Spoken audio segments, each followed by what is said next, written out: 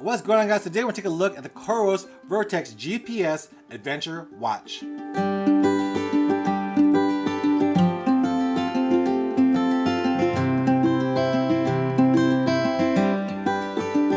Alright guys, so this is the Coros Vertix. Coros just sent me over this watch for review. We had no prior agreement whether I should do a positive negative review. This is my own thoughts on this product. And I was really excited to review a Coros watch because a lot of people who have Coros watches, they love to talk about Coros watches and tell me and tell everybody, tell the world how great a watch this is. So I want to see just for myself how good of a watch this is. And this is their top of the line watch.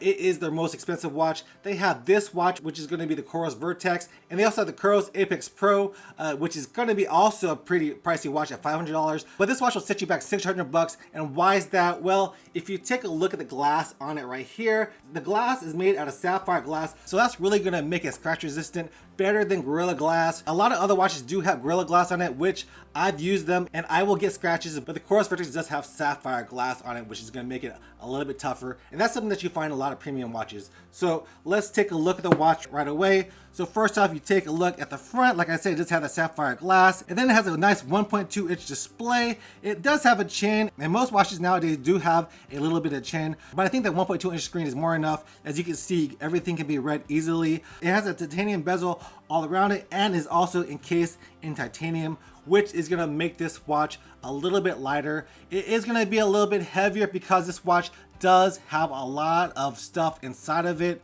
and we'll talk about that a little bit later. But because of that, it's going to be a little bit of a thicker watch, and because they made it with titanium, it's going to be a little bit lighter, weighing in at 76 grams. So it's not the lightest watch out there, but the feature sets on it, especially the battery life, is a good reason why it is a little bit heavier. So if you take a look at the size, these are the 3 buttons it has. This is the light button over here, so it'll turn on the backlight.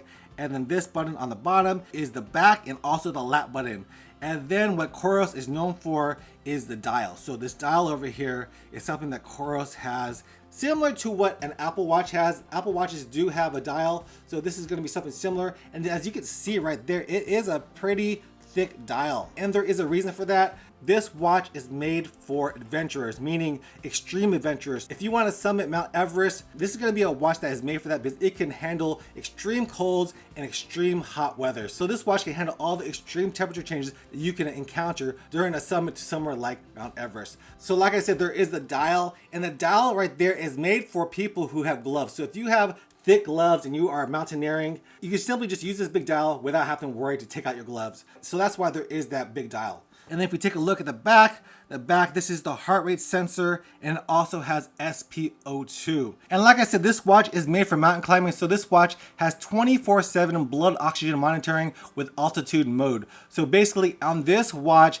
it will give you a daily acclimatization evaluation and suggest when it is safe for you to climb higher. So it'll know your blood oxygen saturation, and if it gets too low, it'll tell you to descend, and then it'll also let you know that you have fully acclimatized to the elevation, and then you can descend higher. So that's something very cool and very extreme about this watch. And then over here is the charging port, and it does have a similar charging port like the Garmin watches. You just press it down into there, and make sure it is snugly fit, because if you put it on there lightly, it will tend to fall off. So make sure you do push it in when you charge it so it can charge completely.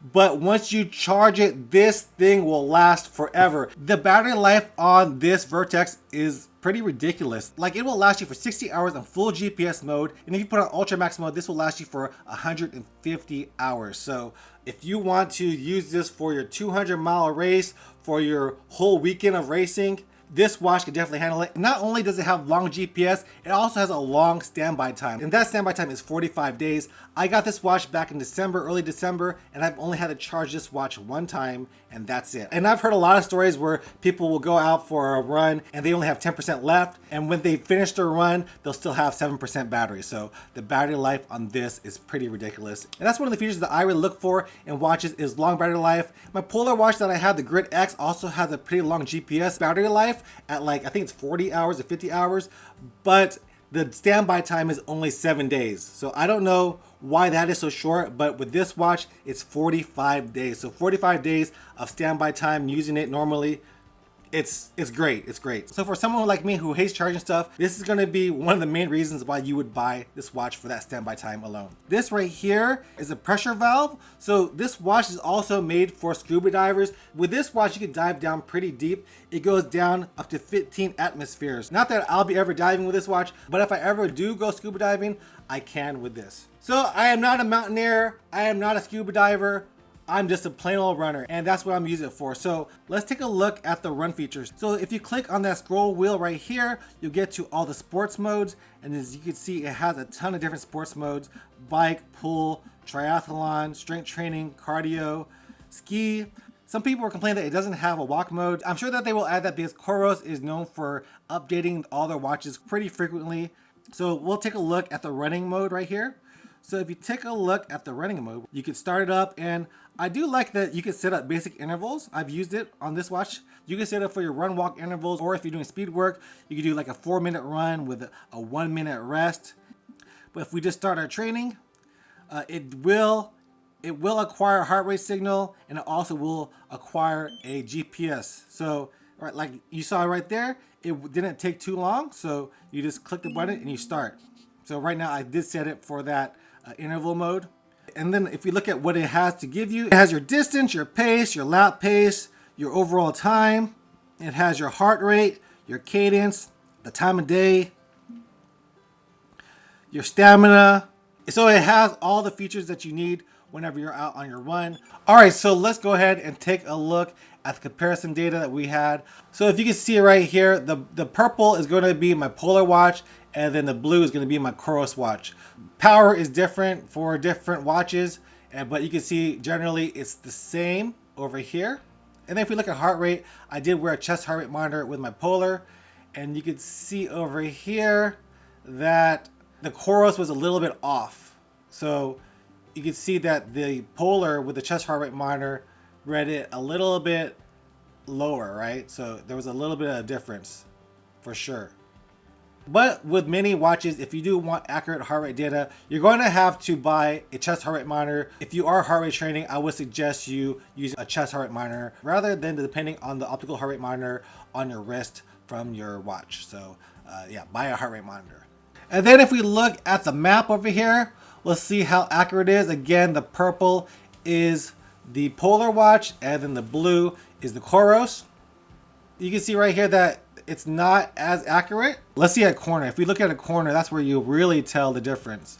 So right here, you can see that it looks like the Polar was a little bit more accurate on the turns. Overall, it wasn't too bad. They did get pretty much the same distance too, so the GPS is just fine on the Coros Vertix. All right, so for running, I didn't find anything like that was hugely disappointing about the GPS or heart rate. I found that for my runs that it tracked everything just fine. I also did use it for working out in the gym. So if you look at the gym thing, I found that it wasn't too accurate when counting the reps. So what you do, you just click start and you choose what body part you want to work out. So if you do your back, for instance, you just start it and it'll count your reps over here. For me, I found that it was plus or minus 2 on counting the reps. So it wasn't super accurate, but what I did like was whenever you click this lap button on the bottom, it would measure how long you rested. So that's what I really use in the gym. After each set, I will rest from 45 seconds to 95 seconds. So this is really useful for me in the gym. I will say that this dial over here, if you don't turn off auto lock, that if you have it on, you'll tend to press it a lot because it is in a weird spot. You can choose which way you want the dial, but if you do that, then these are backwards. The light will be on the top and the back will be on the bottom. So it's not going to be right. So I do wear it this way. And I'm not a fan of the auto lock feature on the watch because if you are on a run and you want to stop right away, you'll have to swivel the dial and then click stop. So I just turned off auto lock on this watch because I didn't like it. As far as smart features, it does have smart features. You can look right here. It'll tell you your calories burnt, how much you've worked out for the day, and then your daily steps. And it will also give you notifications. So if you look over here, it'll give you basic notifications, nothing special. Definitely more of a sports watch than a smartwatch. Another cool feature of this watch is track mode. So if you put it on the track run, right? If you put it on the track mode, you could pick whatever lane you're on. So say you're on lane 1 all the time, you're gonna put it at lane 1, you can put all the way up to lane 8. So depending on what lane you are, of course, the distance is gonna be a little bit more. And whenever I was doing my 100K ultra marathon, I did it on a high school track, and I used my Vivo Active 4. My mile would change every time I moved around. So it would move from one side of the track to the other. So I probably did more miles than I was supposed to because it wasn't that accurate. But if I had this watch, it would tell me exactly how far I've gone if I stayed on the right lane. So I do like this little track feature that it has. All right, guys, so that's all I have to say about the watch. Who's this watch for?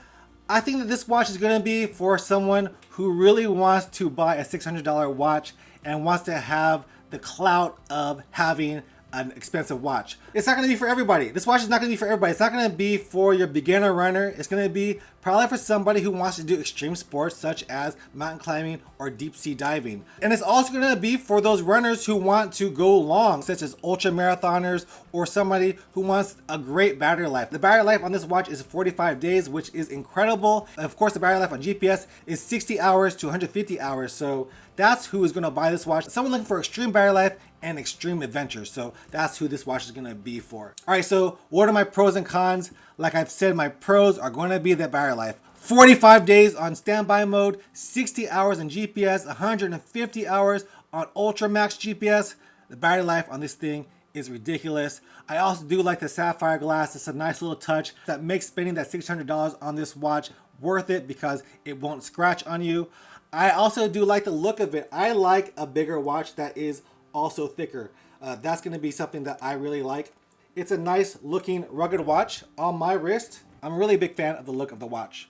Another pro are those mountaineering and deep diving features. You could go deep diving 150 meters into the ocean with it, and then you can take it to the highest peak on Earth, wherever you want to. This is just an extreme watch for extreme athletes. As far as my cons, the cons is going to be that price. It's $600. The case is crazy. This probably did add to the cost, but I do like the fact that they added this box as a nice touch whenever you are buying it as a great unboxing experience. Another negative is probably going to be this dial. I don't like the placement of it. I know for the Coros Pace 2, they moved it a little bit higher so it's not right at that crease.